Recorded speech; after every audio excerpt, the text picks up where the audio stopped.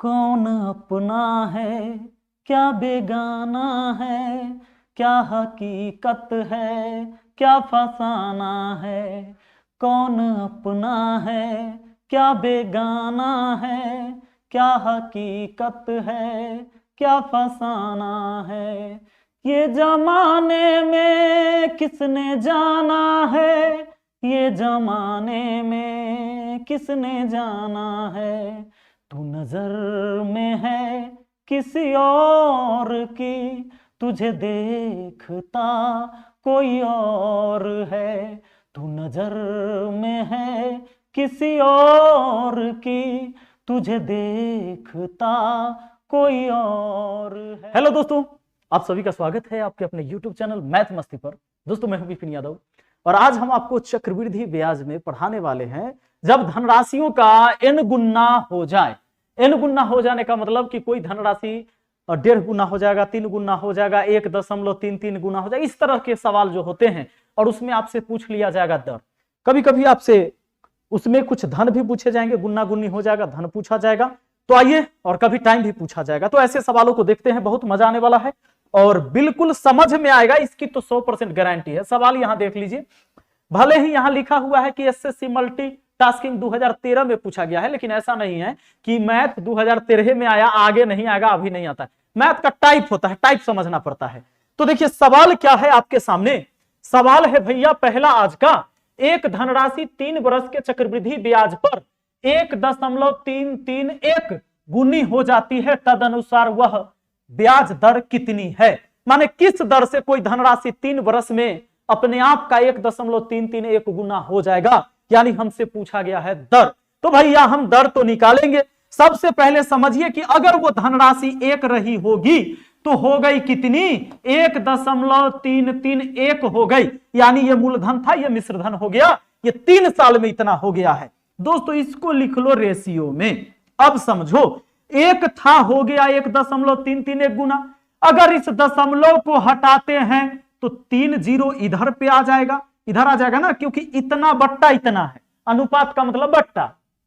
अब बताओ ये कितने साल है, 3 साल है, तो बस इसका क्यूब रूट कर दो। इसका क्या कर दो, क्यूब रूट कर दो। क्यूब रूट दोनों का कर दो। ये कितना आ गया, 10 आ गया। ये कितना आ गया, 11। अब आपको समझना है कि 10 से 11 हो गया।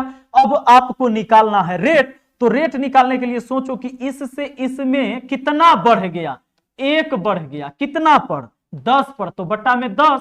अब प्रतिशत के लिए 100% से गुना कर दो। ये 10 दहाई 100, यानी आपका 10% आंसर हो गया, ऑप्शन सी हो गया। दोस्तों ये क्या हो गया ना, ये 1 साल का मूलधन हो गया, ये 1 साल का मिश्रधन हो गया, तब ब्याज हुआ 1 साल का इतना 10 पर। 1 साल का ब्याज या 1 साल का परसेंटेज ब्याज दर के बराबर ही होता है। ठीक है। अब देखिए अगला सवाल, भैया अगला सवाल देखो, दूसरा सवाल, चक्रवृद्धि ब्याज की किस प्रतिशत वार्षिक दर से कोई धनराशि 2 वर्ष में स्वयं के 4 गुना के बराबर हो जाएगी। स्वयं के 4 गुना के बराबर, इस बार 2 वर्ष है, तो मान लो कि मूलधन 1 होगा तो 4 गुना के बराबर मतलब 4 हो जाना। अब 2 वर्ष है भैया, तो स्क्वायर रूट करना है, ठीक है ना, वर्गमूल बना लेना है। 1 का वर्गमूल 1 होता है और 4 का वर्गमूल 2 होता है। अब 1 साल का निकल गया मूलधन मिश्रधन, तो 1 से 2 हो गया, तो बढ़ा कितना, 1। कितना पर वृद्धि, तो 1 पर, और प्रतिशत के लिए 100% से गुना, यानी हो गया भैया 100% आया। 100% आया, यानी रेट 100% रहेगा। रेट 100% रहेगा तब 2 वर्ष में कोई धन 4 गुना हो जाएगा। समझे कि नहीं, रेट 100% रहेगा तब। अब देखो 100% रहेगा, इसका मतलब क्या होगा जान लो, कि 1 रुपया हो जाएगा 2 रुपया 1 साल में। अब फिर 1 साल में फिर दुगना होगा, तो 2 दूना 4 रुपया हो जाएगा, यानी 1 साल 1 साल 2 साल हो गया। ये बात आई। अब देखिए नेक्स्ट क्वेश्चन भैया, तीसरा सवाल हमारा, यदि कोई धनराशि वार्षिक आधार पर चक्रवृद्धि ब्याज पर 2 वर्ष में अपनी 1.44 गुनी हो जाती है, तो उस ब्याज की वार्षिक दर कितनी है। वार्षिक दर कितनी है। अब बताइए, सवाल में कहता है कि 1.44 गुनी हो जाती है और 2 वर्ष है। धनराशि 1 अगर रही होगी तो हो गई 1.44। यहां से दशमलव को हटाना है तो 2 जीरो इधर आएगा, क्योंकि 2 अंक बाद दशमलव था। 2 वर्ष है तो वर्गमूल बना देंगे। अब बताइए, ये हुआ 10, ये हुआ 12, तो भैया ये कितना बढ़ गया? 2 बढ़ गया। कितना पर? 10 पर। प्रतिशत के लिए 100% से गुना कर दो, 0 से 0 कट गया, 10 दूना 20% आपका आंसर आ गया। आंसर हो गया कितना? 20%। अब इसको छोटा भी करके बनाओगे तो भी आएगा 20%। मान लो 10 का आधा 5, 12 का आधा 6, 10 का आधा 5, 12 का आधा 6, तो बढ़ा 1 कितना पर? 5 पर। प्रतिशत के लिए 100% से गुना, 5 से काटा 20 बार में, आ गया ना 20%। ऐसे भी कर सकते थे। तो भैया देखिए अगला सवाल, अगला सवाल क्या है? मुझे लगता है कि आप लोग बना देंगे। किसी वार्षिक चक्रवृद्धि ब्याज की दर से, किसी वार्षिक चक्रवृद्धि ब्याज की दर से कोई धनराशि 3 वर्ष में स्वयं की 27 गुनी हो जाती है। ठीक है, किस वार्षिक दर से? यहां किस ही नहीं रहता, किस रहता। किस वार्षिक चक्रवृद्धि ब्याज की दर से कोई धनराशि 3 वर्ष में स्वयं की 27 गुनी हो जाती है। इस बार 3 वर्ष है, 27 गुनी होनी है, 27 गुनी होनी है। 27 गुनी होने का क्या मतलब कि 1 से हो जाएगा 27। 3 बरस है तो क्यूब रूट इधर भी, क्यूब रूट इधर भी कर देना है। ये 1 आ जाएगा, ये 3 आ जाएगा। 1 से 3 हुआ तो वृद्धि कितना का? 2 का। बट्टा में कौन लिखेंगे? पहले वाला मूलधन। प्रतिशत के लिए 100% से गुना, यानी दोस्तों हो गया 2%। आप सॉरी 200% आपका आंसर 200% रेट रहेगा तब हो जाएगा कोई धनराशि 3 वर्ष में 27 गुना। 200% रेट रहेगा तब। वाह,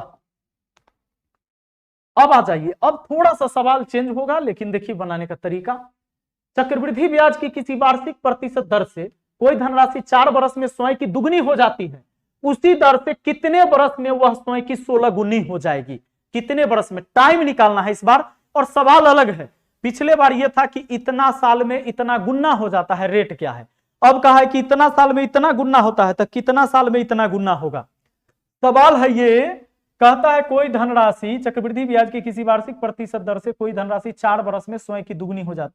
4 वर्ष में, 4 वर्ष, चलो ईयर लिख देते हैं इंग्लिश में ही। 4 वर्ष में कितनी हो जाती है? 2 गुनी हो जाती है। 4 वर्ष में कितनी हो जाती है? 2 गुनी हो जाती है। तो कहता है उसी दर से कितने वर्ष में वह स्वयं की 16 गुनी हो जाएगी? कितने वर्ष में? T2 निकालना है, दूसरा टाइम निकालना है। एक टाइम दिया है, दूसरा टाइम निकालना है। 16 गुनी हो जाएगी। देखो इस सवाल को बनाने के लिए बड़ा बेहतरीन टेक्निक है। क्या टेक्निक है समझिए।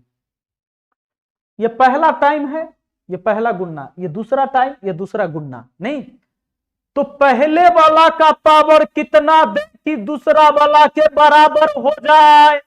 2 का पावर कितना रखिएगा कि 16 हो जाएगा? अगर ये बात आपको पता है तो सवाल बन गया। 4 रख दीजिएगा तो 2 के पावर 4 16 होता है। पहला टाइम में इस पावर का गुना कर दीजिए, आपका आंसर हो गया 16 वर्ष। यानी 4 से 4 में गुना कर दीजिए 16 वर्ष। दोस्तों रियल में ये होता कैसे है ये समझ लीजिए।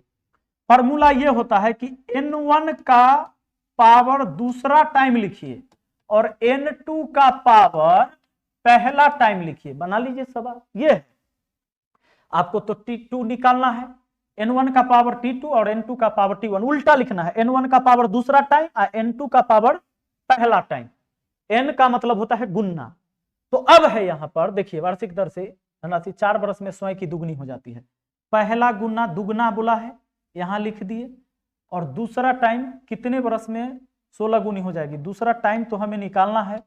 अच्छा 4 वर्ष में स्वयं की दुगनी हो जाती है तो कितना वर्ष में 16 गुनी होगी? दूसरा गुना ये है तो दूसरा गुना n2 के जगह, और 4 वर्ष पहला टाइम है तो पहला टाइम यहां लिखना है। अब ये 2 का पावर T2 तो ठीक है, बराबर ये कितना हो जाएगा? 2 का पावर 4 इसका पावर 4 तो 2 का पावर 16 हो जाएगा। क्योंकि देखिए 16 के पावर 4 को आप 2 के पावर 4 उसका पावर 4 लिख सकते हैं, तो 2 का पावर 16 हो गया। अब ये बेस आपस में समान है तो खत्म, पावर भी आपस में समान हो गया। T2 बराबर हो गया 16, यानी दूसरा टाइम 16 निकल गया। ठीक है, तो ये तो चीजें आप जानते हैं। इसका इस्तेमाल होगा कहां होगा अभी हम बताएंगे। ऐसे सवाल में नहीं होगा इस्तेमाल, इसमें तो ऐसे मुहे मुहे बना दीजिएगा। देखिए क्वेश्चन है कि एक धनराशि चक्रवृद्धि ब्याज पर 3 वर्ष में 3 गुनी हो जाती है, तदनुसार वह अपनी मूल राशि की 9 गुनी कितने वर्ष में हो जाएगी? एक धनराशि चक्रवृद्धि ब्याज पर 3 वर्ष में 3 गुनी हो जाती है। देखिए 3 वर्ष में 3 गुनी हो गई। कितनी गुनी? 3 गुनी। 3 वर्ष में 3 गुनी हो जाते, तदनुसार वह अपनी मूल राशि की 9 गुनी कितने वर्ष में हो जाएगी? 9 गुनी होना है कितने वर्ष में? T2 निकालना है कितने वर्ष में 9 गुनी हो जाएगी? एक बात बताइए, ये 3 का पावर कितना दे कि 9 हो जाएगा? तो 2 देने से हो जाएगा। बस इस 2 से पहले टाइम को गुना कर दीजिए, 3 दूना 6 साल आपका आंसर ऑप्शन सी। ऐसे बना सकते हैं आप।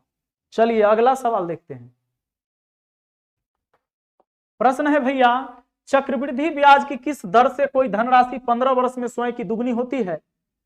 किसी दर से कोई धनराशि 15 वर्ष में स्वयं की दुगनी होती है, उसी दर से वह स्वयं की 8 गुनी कितने वर्ष में हो जाएगी?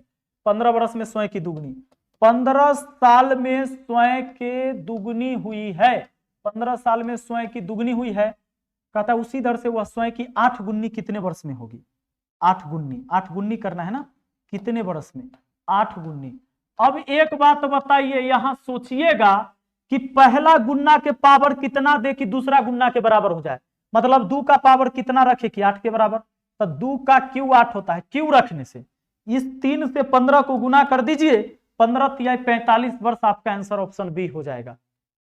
चलिए अगला सवाल देखिए जरा, भागिएगा मत, अभी कुछ सीखने को मिलेगा। यह सवाल आ जाइए, यदि कोई धनराशि चक्रवृद्धि ब्याज की दर से 6 वर्ष में 2.1/2 गुना हो जाती है, वह राशि 18 वर्ष में कितनी गुनी हो जाएगी? यदि कोई धनराशि चक्रवृद्धि ब्याज की दर से 6 वर्ष में कितना गुना हो गया? 2 दूना 4 1, 5/2 गुना, 2.5 गुना ना, इतना गुना हुआ है, इतना गुना हुआ है। सवाल कहता है तब वह राशि 18 वर्ष में कितनी गुनी हो जाएगी? 18 साल में कितनी गुनी हो जाएगी? 18 साल में कितनी गुनी हो जाएगी, यहां वाला निकालना है। N2 निकालना है दोस्तों, N2 निकालना है कि N2 क्या होगा ये बताइए। अब आगे समस्या आ गया। आपको क्या करना है सुन लीजिए, आपको चुपचाप ऐसे सवाल जब फिर आ गया कि वहां वाला यहाँ के बराबर हम नहीं कर सकते, तो फॉर्मूला अभी जस्ट बताया था मैंने, N1 के पावर दूसर का टाइम, N2 के पावर पहला टाइम, उल्टा करके लिखते हैं N1। तो पहले बार जो गुन्ना बोला गया है उसको 2 दूना 4 1, 5/2, 5/2, इसका पावर आ गया T2, ठीक है। तब वह राशि, अच्छा 6 वर्ष में, तब वह राशि 18 वर्ष में कितनी गुनी हो जाएगी? 18 वर्ष में T2 तो दिया हुआ है, यहां हमने लिख दिया 18, N2 के जगह कितनी गुनी हो जाएगी ये तो हमें निकालना है, और T1 हमें दिया हुआ है पहला टाइम 6 वर्ष। दोस्तों अब एक बात बताइए, यहां पर एक बात यहां पर बताइए कि ये जो हो गया ये पावर आपस में समान हो गया, तो N2 को अगर निकालना है, ये 6 को इधर भेज दीजिए, तो 6 को इधर भेजिएगा तो देखो ये 5/2 तो है ये है बेचारा, और पावर 18 है, यह 6 उड़ेगा इस पावर के बट्टा में जाकर गिरेगा, बराबर हमारा N2 हो जाएगा। ये 36 18 हुआ, अब 5 का क्यू 125 हो जाएगा और 2 का क्यू 8 हो जाएगा, N2 के बराबर, N2 के बराबर क्या हो जाएगा? 125/8, यह आपका आंसर हो गया 125/8, ऑप्शन सी। वाह, तो मुझे उम्मीद है कि बहुत आसानी से आपको ये चीजें समझ में आया। वीडियो कैसा लगा है कमेंट करके मुझे जरूर बताइएगा। हम मिलते हैं फिर अगली वीडियो में, और इसी तरह की वीडियो देखने के लिए चैनल को सब्सक्राइब करके बेल आइकन दबा के ऑल नोटिफिकेशन पर सेट कर दीजिए, ताकि जब भी हम वीडियो अपलोड करें तो सबसे पहले नोटिफिकेशन आपको मिले। मिलते हैं अगली वीडियो में, thank you, best of luck.